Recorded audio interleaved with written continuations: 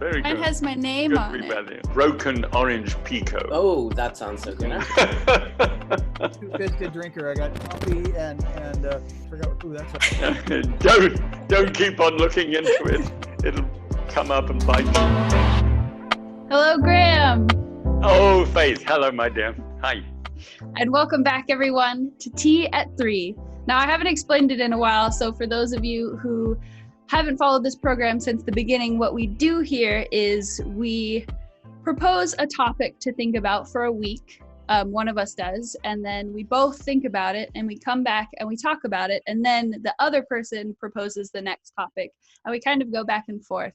And that's what we've been doing now for a couple months, at least. It's actually 4 months. Do you know that? Oh, goodness. Yeah, this is... Yes, I actually went in 29th of April, I think it is, that we began. Yeah, there we go.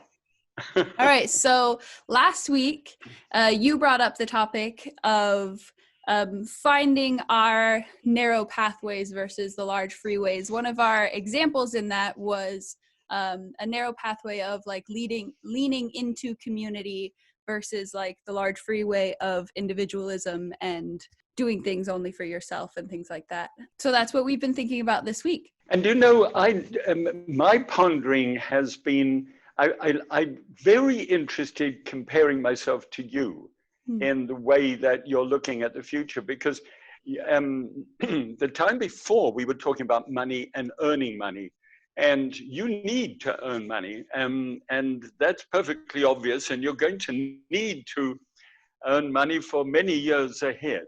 So you're going to have to make some choices about which pathway you're going to go on. As I understand it, with your training that you are a media expert, you have a degree in media, and so you know how it works, basically.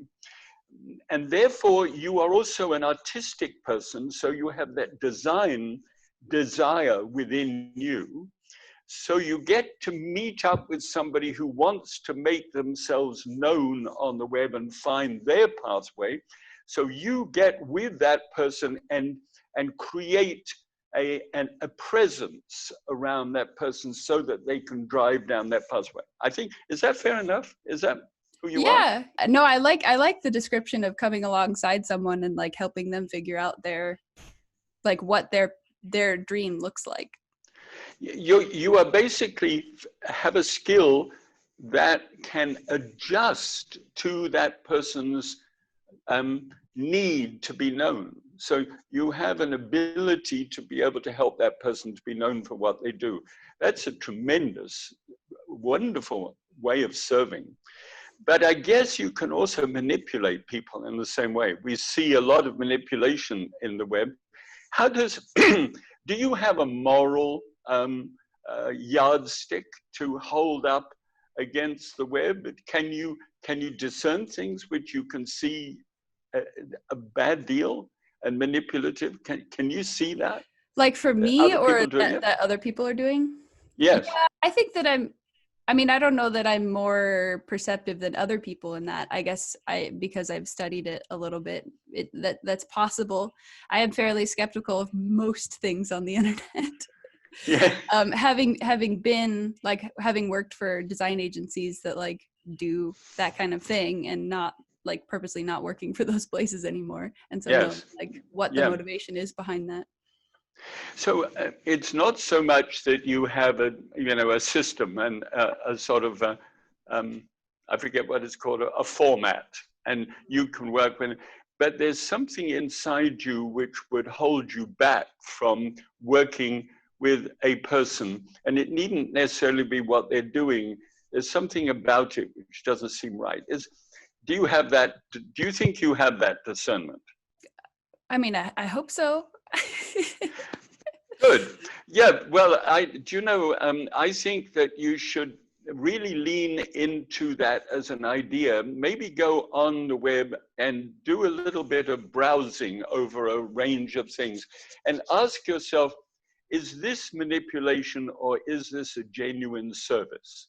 And the reason I'm saying that, because I used to live, and people are going, and forgive me at home, I'm going to talk geographically about a place where I was, and I need you to try and understand this because I know Faith will understand it.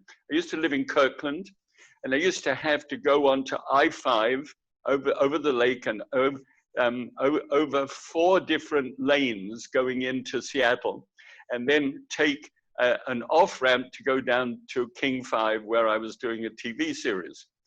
And that's less than a mile that I had to come onto I-5, cross over 4 lanes of busy freeway coming in to be able to make the off-ramp. And every time I did it, it was scary. Now, the reason I'm saying that is, I think it gets scary when we change lanes often. When we're in this very busy, highly competitive world in which we live nowadays, if you're jumping from one product to another person across the way, I think we can lose our orientation. It's just another day that we survived.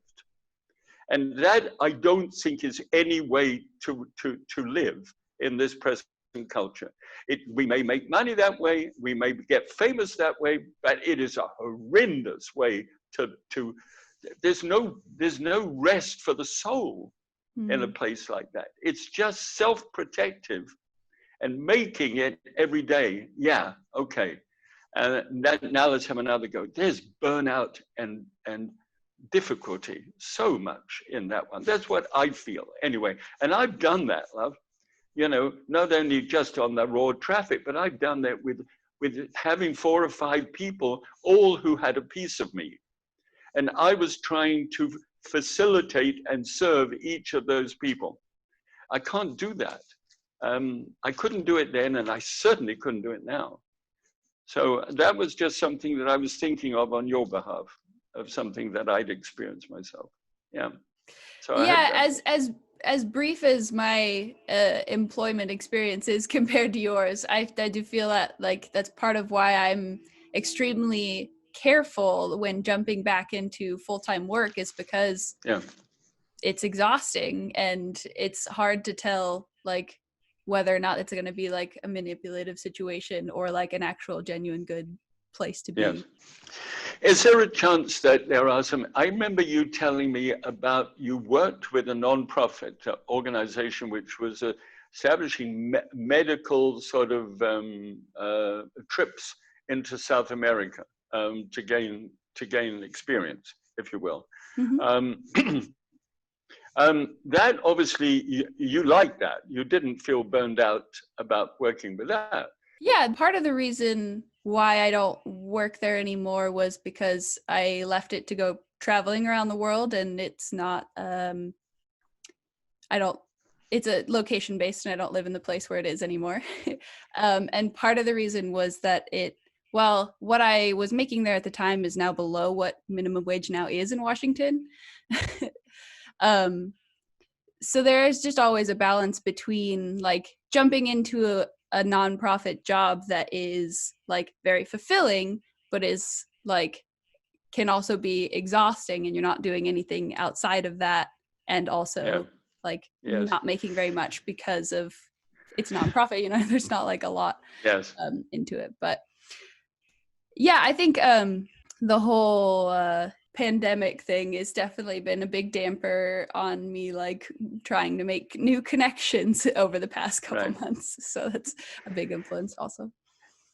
Do you have some friends in the industry, generally speaking, that you could pick the phone up and say, how about shaking some bushes for me? I've been shaking a particular bush, and it's still in play. I'm still getting them to the next stage, but I'm just wondering if you have people like me who value you and would like to, just feel that.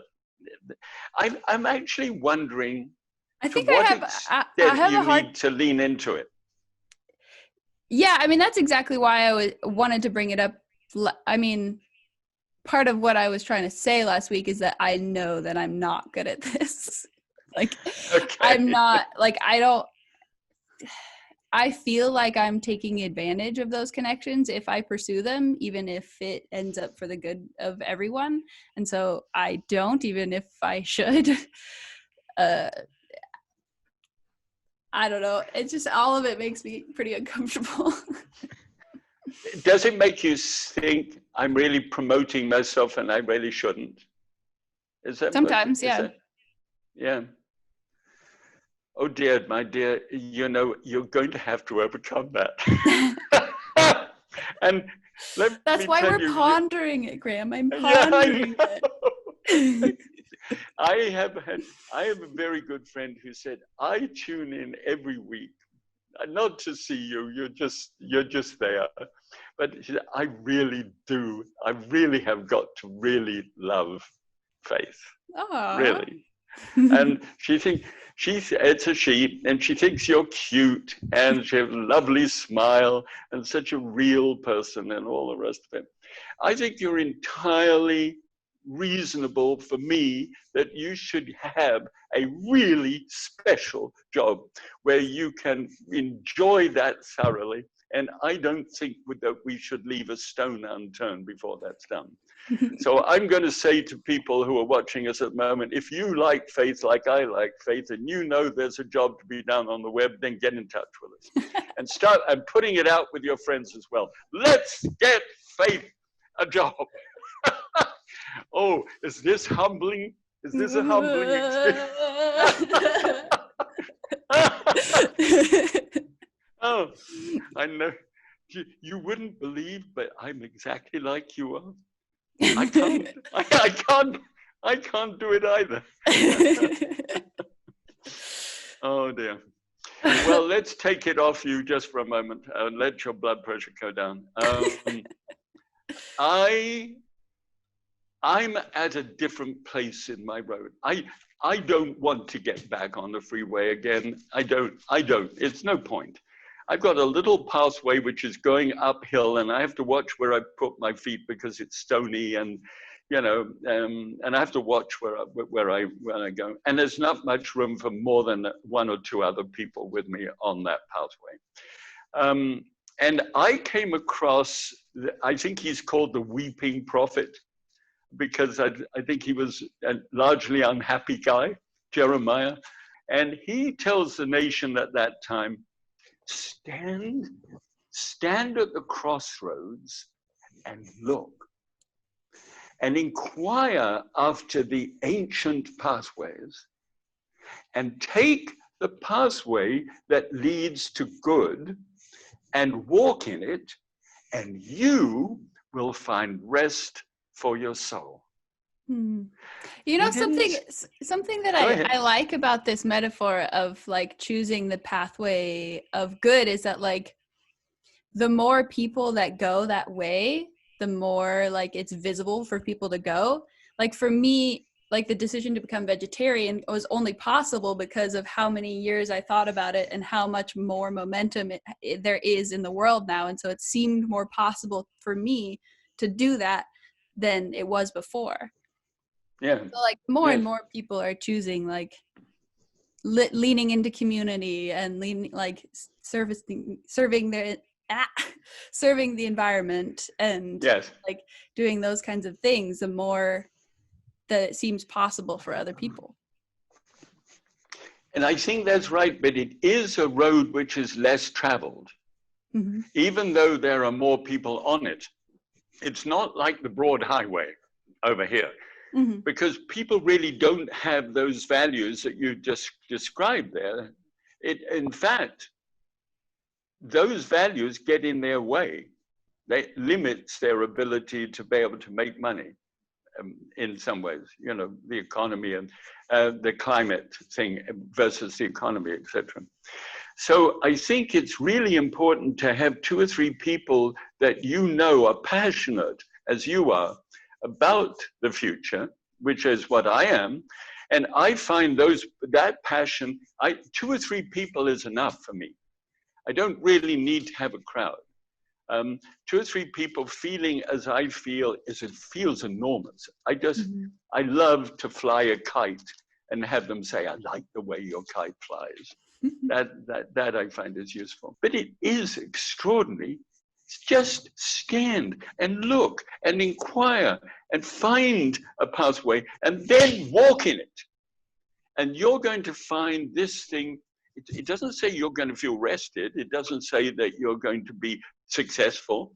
It just says that your soul is going to be at rest, whatever that means. It's peaceful, and it's knowing you're doing the right thing somehow. I think that's important. That's where I'm coming from at the moment, because I've just finished the book I'm writing. I finished it last night. Wow. Yeah, I know. Wow. And I'm just starting a Zoom groups within my community of groups of 8 people.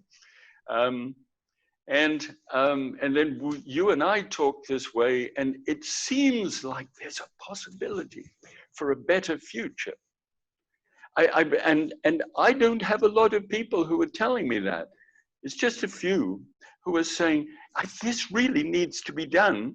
And when you look at the kind of mess we're likely to have after the 4th of November, when one side belts into the other one, and there's all kinds of wreckage of people's feelings, it's going to take some people on a narrow pathway who are trying to find some eventual good in our world to be able to pick up the pieces, really.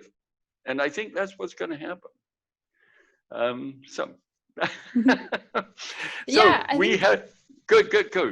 Yeah, that leads pretty well into the point that I'm gonna bring up this week. In that contemplating more like what lies ahead of you and what choice you want to make in moving forward. Okay.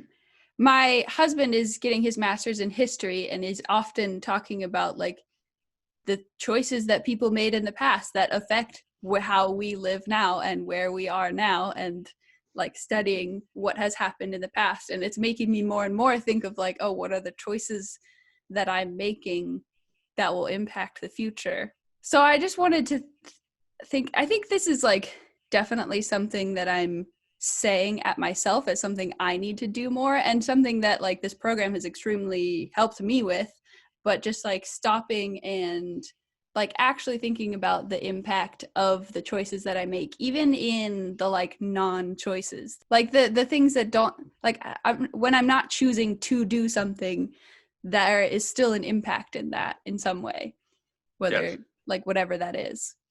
Yes. That's super. Would you call it this? It's a fork in the road.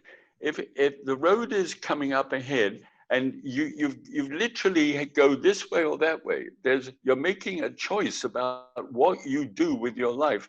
And if we call it edging towards good, which I think is what you want to do, is which is the best of the two to take, which is going to lead to good. Because you and I have talked together for 4 months, I have become a vegetarian because of you. I water my plants every day and pray for the little girl that I look after in Guatemala because of you, right? And I'm making choices, my tiny choices, but they're all choices which I feel really good about. And I'm finding this kind of rest for my soul because of it. So that, if that makes sense. So that's what we want to do, find a pathway. Okay.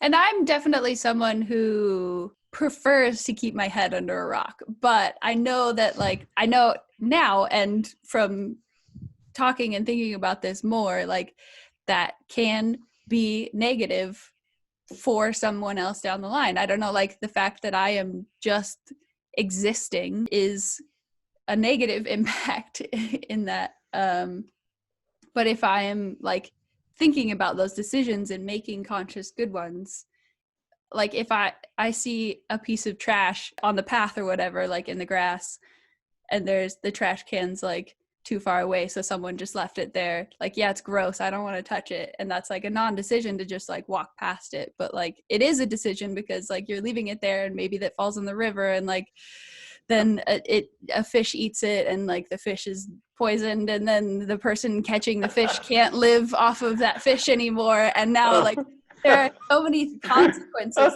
to non-choices, or like things that we don't want to do sometimes. You'll find the Skagit River flowing through Mount Vernon.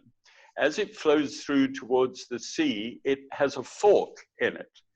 And one goes to the north and the other goes to the south, obviously. And right at that point in the vein is a whole collection of trees, of tree trunks that have caught up on that junction. There's a whole raft of old trees that are stuck at that intersection. It's not a good place to be. You just have to go with the flow and make a left turn or a right turn, but get on with it. Don't get hung up on the fork there. Those things are just bleaching out and they're going nowhere, and they eventually become a hazard.